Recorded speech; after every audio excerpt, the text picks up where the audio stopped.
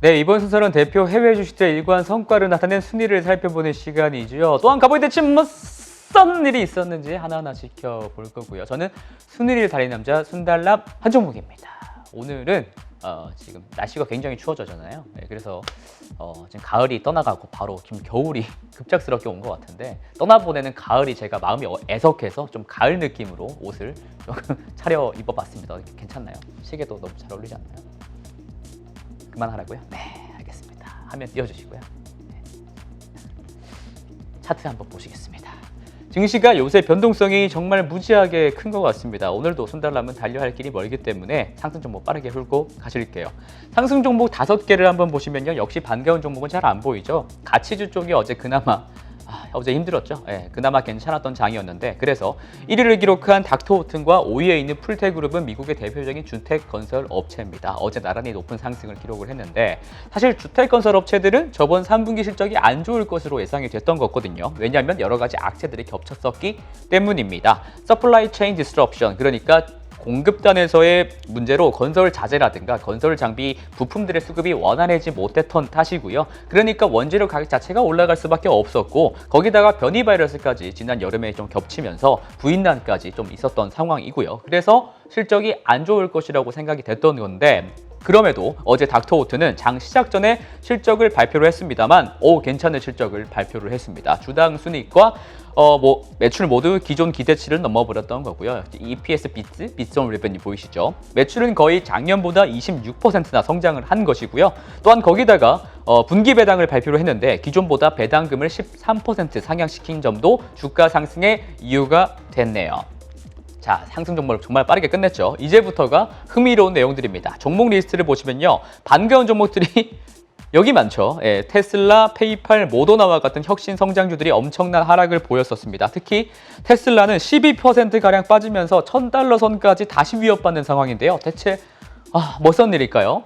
이유로 꼽힐 만한 것들을 제가 몇 가지 추려왔습니다. 가장 표면적이고 단순한 이유로는 어제도 한번 언급을 해드린 일론 머스크의 주식 매각에 관련된 우려 때문입니다. 게다가 머스크뿐만 아니라 전 현직 이사회 멤버 몇 명도 같이 주식을 매각했다고 어제 밝혀진 겁니다. 이 사람들 중에는 일론 머스크의 동생인 킴벌 머스크까지 포함이 되어 있으니까 우려가 더욱이 커진 거고요. 이들은 10월 28일 이후부터 매각을 시작을 했다고 하고요. 매각 금액은 한화로 수천억 원에 해당한다고 합니다.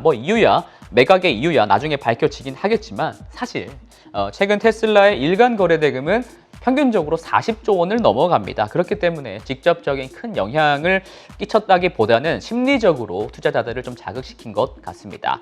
두 번째 이유로는 바로 이 엔비디아 때문이 아닐까 싶습니다. 엔비디아가 어제 자율주행 개발과 관련한 하드웨어와 소프트웨어 기술을 함께 패키지로 내놨습니다. 차세대 자율주행 개발 키트라고 불리는 것인데 2024년에 출시를 할 것으로 보이고요. 가운데 있는 좀 사진이 있는데요. 가운데 있는 사진이 엔비디아의 자율주행 키트의 바로 그 모습입니다. 복잡한 반도체 시스템처럼 생겼죠. 이 시스템을 각 차량에다가 설치를 해가지고 엔비디아의 소프트웨어까지 같이 접목을 하게 되면 자율주행을 할 수 있는 차량으로 된다라는 겁니다. 다시 말해서 엔비디아는 이제 자율주행 자동차계의 구글 안드로이드가 되려고 하는 게 아닌가라는 생각도 들게 되네요. 그리고 오른쪽에 이 반도체 칩의 이제 상세 스펙이 있는데요. 조금 키워주시면 상세 스펙을 보시면 좀 중요한 점이 있습니다. 빨간색 박스로 제가 해놨는데요.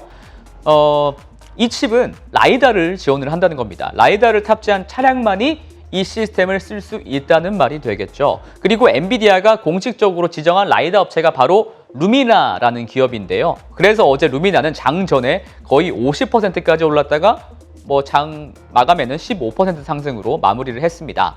반면 라이다와 레이더까지 전부 다 안 쓰고 카메라로만 자율주행을 하겠다는 게 테슬라였는데 테슬라의 행보와는 정반대로 엔비디아가 가고 있다는 겁니다. 사실 올해 내내 테슬라가 자율주행 섹터 자체를 주도했고 지배해왔기 때문에 라이더 진영은 거의 괴멸 상태였거든요. 그런데 엔비디아의 행보로서 다시 두 회사가 경쟁이 불붙게 되니까 테슬라 입장에서는 긴장을 해야 된다라는 상황이라고 투자자들이 좀 판단을 하는 것 같습니다.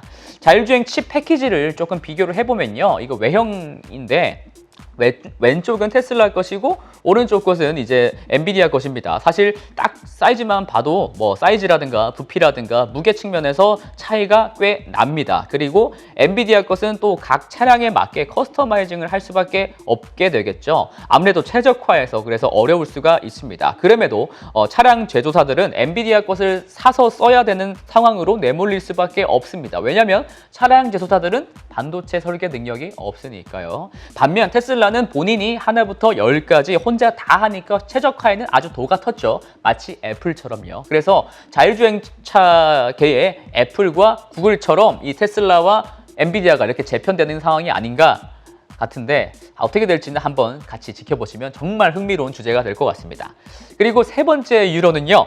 페드에서 밈 주식의 급격한 변동성에 대해서 현상을 주시하고 있다고 직접적으로 어제 언급을 한 겁니다. 이에 관해서 중개기관에 협력을 요청을 했다고 하는데 로빈훗 같은 주식 중개기관에서는 주식들을 쉽게 사고 팔 수 있도록 무료 수수료 정책을 펼치기도 하고 소수점 주식 매매를 지원을 하고 있거든요. 이 소수점 매매라는 게 영어로는 fractional trading이라고 하는데 이 테슬라 주식을 가령 예로 들면은 한 주가 너무 비싸잖아요. $1,000가 넘어가니까. 그러니까 0.1주, 0.5주 이렇게 분할해서 사는 겁니다. 만약 혹여나 페드와 SEC의 압박으로 인해서 이 정책들이 축소가 되게 되면 아무래도 개인 투자자들의 투자 위축으로 이어질 수 있으니까요. 이렇게 주가가 좀 하락했지 않나라는 의견들도 있습니다.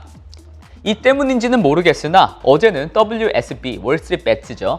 월스트리트배츠에서 사랑받는 주식 5개가 모두 급락을 하는 결과를 낳았습니다. 여기 제일 많이 언급되는 종목이 테슬라였고 그 두 번째가 페이팔이고 세 번째가 팔란티어인데 1위, 2위, 3위가 거의 10% 가까운 하락을 다 보였었죠. 하지만 반대로 이 때문에 테슬라가 이를 의식을 해서 주식 분할할 테니 소수점 매매 안 해도 된다라는 식으로 주식 분할을 실제로 결정을 하게 되면 오히려 주가에는 긍정적일 수도 있겠네요. 행복 회로를 돌리면 말이죠. 네, 마지막 이유로는요. 아마존의 관계 기업으로 있는 전기 트럭 업체죠. 리비안이 이번 주에 상장을 한다는 소식입니다. 내일 할 것 같은데요.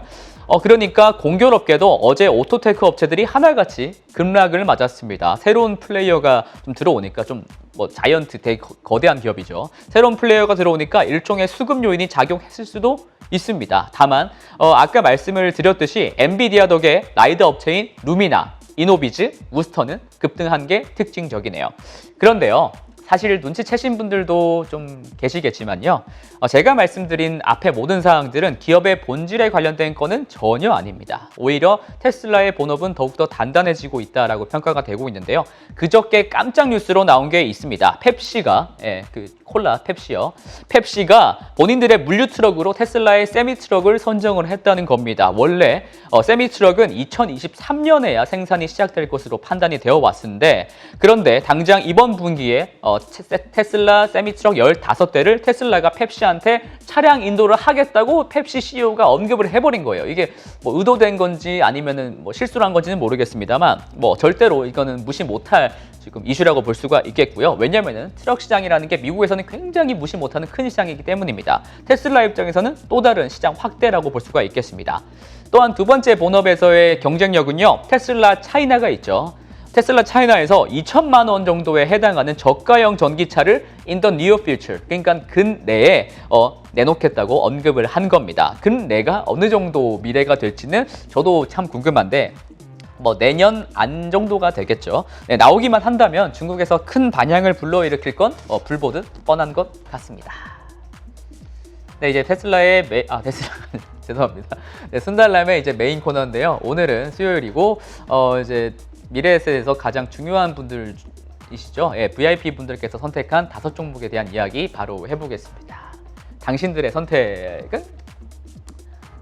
네, 이렇게 5종목이 있는데 하나같이 다 빠졌습니다만 그렇게 하락폭이 큰 종목은 또 없는 것 같아요. 엔비디아, 메타 플랫폼, 알파벳, 마이크로소프트 이렇게 빅테크가 4개 다 들어가 있고요. 오늘 말씀드릴 종목은 바로 엔비디아입니다. 엔비디아가 어제 0.5%가량 하락을 했는데 사실 최근의 상승을 좀 감안을 해보면 이 정도 하락은 애교로 생각하실 수가 있겠죠. 엔비디아는요, 결국 GPU 기업이죠. 그래픽 카드가 잘 팔려야 본업에서의 성장이 잘 이뤄내야 주가가 갈 수밖에 없습니다. 근데 이 본업이 잘 되고 있다는 거예요.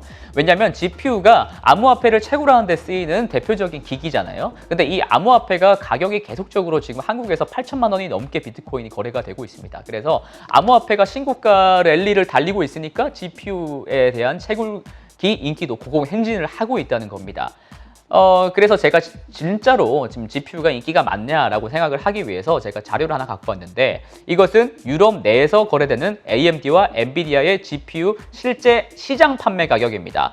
이제 박스를 해둔 부분을 보시면 되는데, 이 주황색이 엔비디아의 지포스 그래픽 카드 가격이거든요.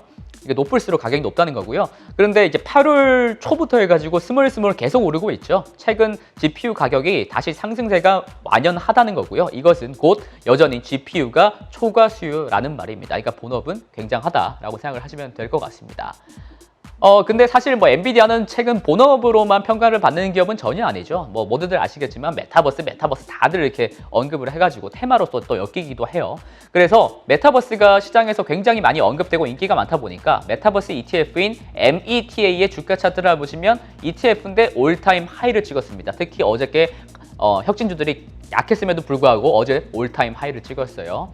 그리고 엔비디아가 메타버스로 분류될 수 있는 또 핵심적인 또 이유가 있습니다. 왜냐면은 지금 엔비디아는 GTC라는 행사를 진행 중에 있어요. 이 GTC라는 게 이제 GPU 테크놀로지 컨퍼런스입니다. 그러니까 GPU를 활용해서 어떤 것들을 할 수 있는가를 토론하는 자리라는 겁니다. 근데 주로 AI, 그러니까 인공지능과 관련된 이야기가 많이 오고 가는데요.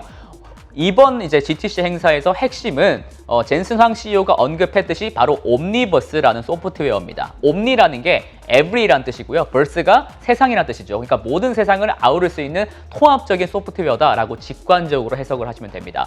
이 옴니버스라는 건요, 엔비디아가 만든 3D 가상 공간을 제작하는 데 필요한 통합적인 소프트웨어입니다. 이거 크게 좀 띄워주시면 이 옴니버스 시스템을 사용을 하면은 원래 기존에는 뭐 어떤 사람은 얼리얼 엔진을 쓰고 어떤 사람은 유니티 엔진을 쓰고 어떤 사람은 파라비를 쓰고 어떤 사람은 마야를 쓰고, 그러니까 뭐 게임 개발자, 뭐 디자이너, 애니메이터, 그다음에 건축 디자이너 이런 사람들이 다 각자의 소프트웨어를 사용을 했었거든요. 그런데 그러지 말고 내가 통합적인 소프트웨어를 갖고 올 테니까 3D 가상 공간에 관련된 거는 모두 다 내가 울타리 쳐놓은 이 판에서 같이 하자라는 겁니다. 근데 이게 뭐 개발자들 사이에서는 반향이 좀 꽤 괜찮다고 해요. 근데 이 소프트웨어로 또 제작이 가능한 분야가 있습니다. 아주 유명한 분야인데 바로 자율주행이죠. 옴니버스로 만든 자율주행 시스템이 가능한데요. 저 밑에 그림은요, 사진이 아니에요. 엔비디아가 내놓은 시뮬레이션을 캡처를 한 겁니다. 이게 엔비디아 드라이브 심이라고 하는 건데, 이것은 또 옴니버스라는 아까 말씀드린 소프트웨어로 구동이 되는 거고요. 근데 사실 뭐 엔비디아의 본업은 뭐 소프트웨어도 소프트웨어지만 사실 하드웨어잖아요. 원래 자율주행 AI 칩의 뭐 도 같은 기업이고요. 그러니까 올인 칩이라는 것으로서 또 소프트웨어와 접목을 하면은 뭐 더욱더 좀 이 기업이 뭐 성장을 할 수 있다는 말이 되고요. 뭐 종합을 해드리면은 바로 이걸로 뭐 종결이 될 수가 있습니다. 엔비디아가 메타버스로서 성장할 수 있는 핵심 요건 두 가지를 다 충족을 했다는 말입니다. 네. 인공지능 연산이 특화된 GPU, 그러니까 차량용 반도체에서는 선두를 달리고 있고요. 그 다음에 새롭게 지금 발표한 옴니버스 소프트웨어로 통해서 이 두 가지 핵심 요건을 충족했기 때문에 엔비디아가 메타버스로 기업으로서의 더 부각을 받는 것 같아요. 네, 이 부분 꼭 챙겨가시고요.